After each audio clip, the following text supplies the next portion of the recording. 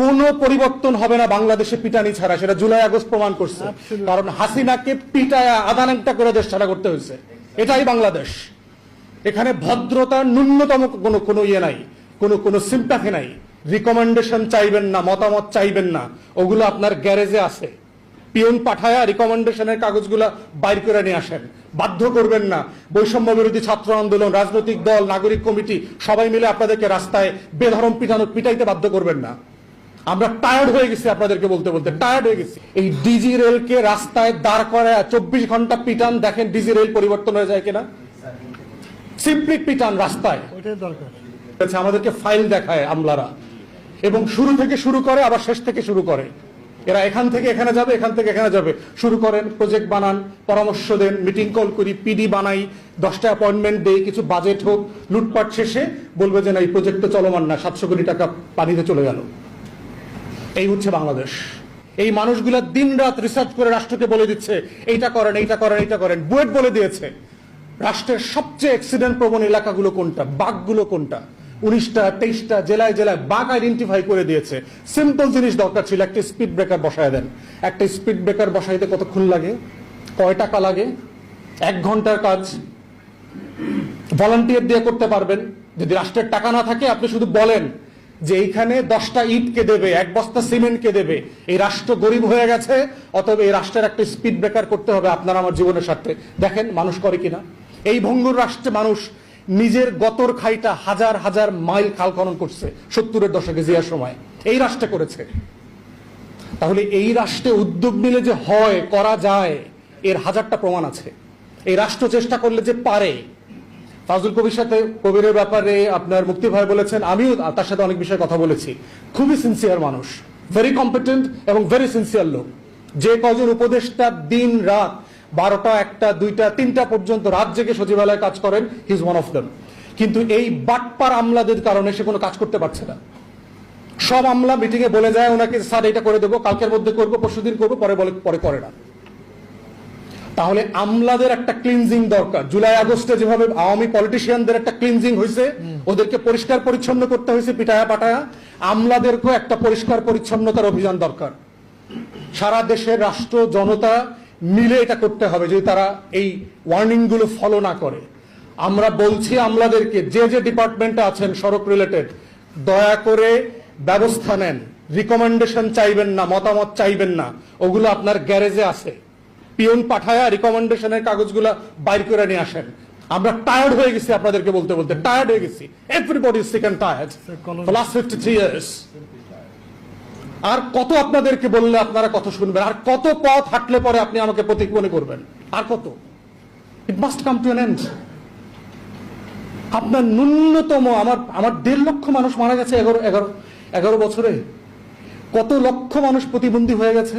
আমরা যারা রাজনৈতিক কর্মী গ্রামে গঞ্জে যাই, প্রচুর মোটরসাইকেল অ্যাক্সিডেন্টের রোগীদেরকে দেখতে যাইতে হয় আমাদেরকে। মানে অসহনীয় জীবন আপনার। একটা মধ্যবিত্তের ঘরের একটা ছেলে মেয়ে, একটা উপার্জনক্ষম মানুষ যদি প্রতিবন্ধী হয়ে যায়, এর যে কষ্ট, মৃত্যু অনেক ভালো তার থেকে। যে মরে গেছে এদেরকে আল্লাহ বাঁচায় দিস, কিন্তু প্রতিবন্ধী হয়ে যারা বেঁচে আছে প্রত্যেকটা ঘরে, দুর্বিষহ। এই সচিবদের, এই আমলাদেরকে গণহত্যার দায়ে বিচার করা দরকার ছিল। আমি আইসিটির প্রসিকিউটরের সাথে কথা বলবো যে এইটাকে মানবতা বিরোধী অপরাধের মধ্যে আইন সংশোধন করে নেওয়া যায় কিনা। বিআরটি এর চেয়ারম্যান যারা ছিল গত 11 বছরে, সড়কের সচিব যারা ছিলেন, রেলের ডিজি যারা ছিলেন, তাদেরকে গণহত্যার দায়ে অভিযুক্ত করবার সুযোগ আছে কিনা, তাদেরকে বিচারের আওতায় আনতে হবে, ক্যাপিটাল পানিশমেন্ট দিয়ে আনতে হবে। সে এমন একটা রাষ্ট্র বানিয়েছে যে এই রাষ্ট্রে আমাকে প্রত্যেক দিন মৃত্যুর প্রস্তুতি নিয়ে নামতে হয়, যে রাষ্ট্রে প্রত্যেক দিন আমাকে এত অনিশ্চয়তার মধ্য দিয়ে নামতে হয়, বেরোতে হয়, যে আমরা জানি না যে আমরা সুস্থ হয়ে দুর্ঘটনা ছাড়া নিরাপদে আবার ঘরে ফিরে যাব কিনা। এবং দেখেন কত সহজ সহজ কাজ করলে নিরাপত্তা তৈরি করা সম্ভব। বাসগুলোর সিম্পল স্ট্যান্ড নাই, যে ধরেন ভিক্টর ক্লাসিক বাসটা কোন জায়গাতে সে থামবে, সে সারা পথ জুড়ে থামে। আমার মনে আছে আমার স্কুল টাইমে আমি সেই 93, 94, 95 থেকে যেভাবে লাফায়া বাসে উঠতাম, আমি এখনো যেতাম, আমি বাসে উঠি রেগুলার, আমাকে এখনো লাফায়া বাসে উঠতে হয়। রাস্তার মাঝখান দিয়ে উঠতে হয়, রাস্তার মাঝখানে নামতে হয়। তাহলে এই রাষ্ট্রটা 30 বছরে ন্যূনতম পরিবর্তন হইল না, যে একটা পাবলিক ট্রান্সপোর্ট ডেভেলপ করতে পারলো না। এটা কি আসলে এত কঠিন একটা কাজ? সিম্পলি আপনারা দেখেন যে ক্যান্টনমেন্টের ভিতরে ঢোকেন, সেখানে কিন্তু বাস স্ট্যান্ড আছে। হাতির ঝিলে যান, বাস স্ট্যান্ড আছে।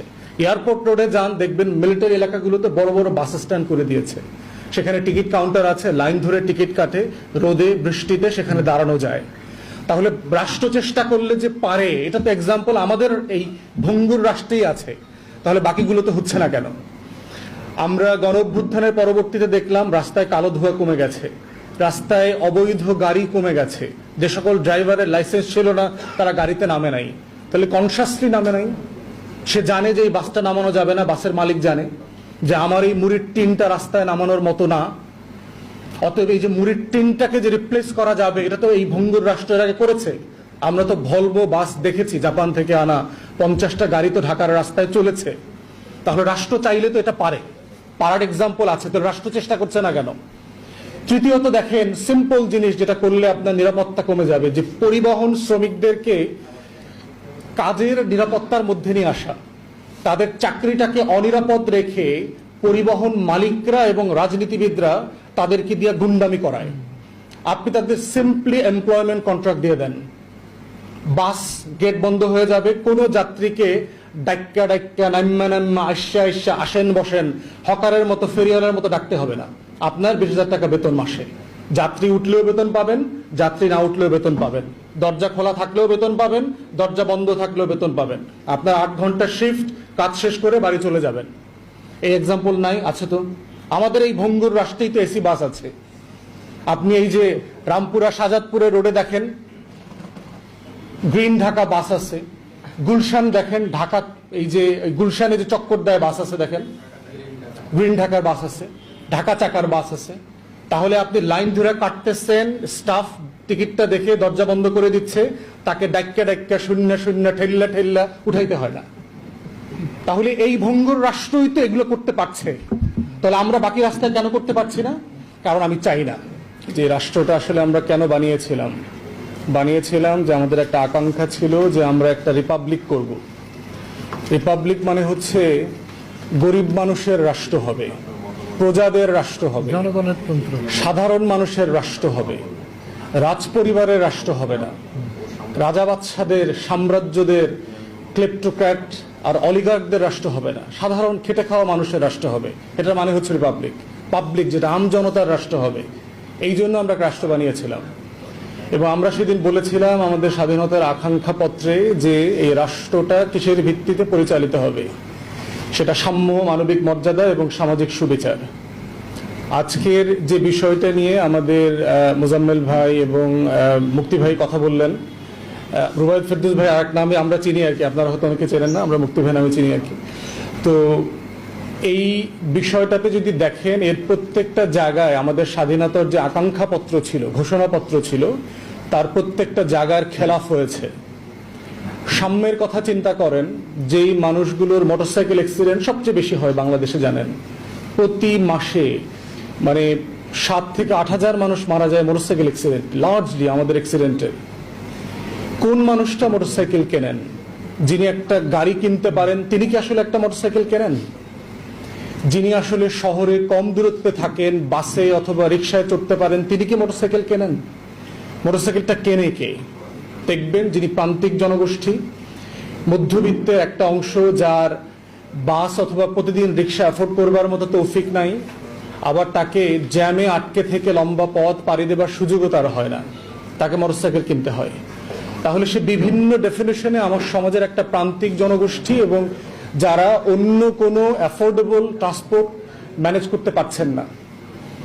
তাহলে তাকে এই রাষ্ট্র, যেটা মুক্তি ভাই বলেছে যে এটা গণহত্যা অথবা এটা দুর্ঘটনা না, এটা স্টেট স্পন্সার্ড কিলিং, জেনোসাইড, যে রাষ্ট্র যে মানুষটার জীবনের নিরাপত্তার ওয়াদা করেছিল 71 সালে, যে কারণে তো আমরা লড়াই করেছি, যুদ্ধ করেছি বারবার, এই যে হাজার হাজার তরুণরা জীবন দিল জুলাই এবং আগস্টের দেশের নৃশংসতম গণহত্যায়। তাহলে রাষ্ট্র যে সাম্য করবার ওয়াদা করেছিল, তাকে সে সাম্যের বাংলাদেশটাও সে দিতে পারে নাই, আবার তার ন্যূনতম মানবিক মর্যাদা রাখবার, তার প্রতি যে ইনসাফ করবার ওয়াদা ছিল সেটাও সে দিতে পারে নাই। অতএব আমরা রেলেভেন্ট যারা আমলারা আছেন, দয়া করে অ্যাকশন নেন। হাইকোর্টের বিচারপতিদেরকে যেভাবে ঘেরাও করা হয়েছে, পদত্যাগে বাধ্য করা হয়েছে, আমলাদেরকে ঘেরাও করে বিদায় নিতে বাধ্য করবেন না, রাষ্ট্রকে সেই পর্যায়ে অ্যানার্কিতে তুলে দেবেন না।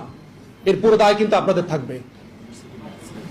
আমি আবারও ধন্যবাদ জানাচ্ছি যারা আয়োজন করেছেন। আমাদের এই কথাগুলো যেন আমরা জনগণের জন্য বলে যেতে পারি এবং ওনারা যে কাজটা করছেন সেটাকে আমরা সাধুবাদ জানাই, এবং এই লড়াইটা চালিয়ে যেতে হবে আমাদের রাষ্ট্রের জন্য, আমাদের দেশের মানুষের জন্য। সবাইকে ধন্যবাদ। আসসালামু আলাইকুম।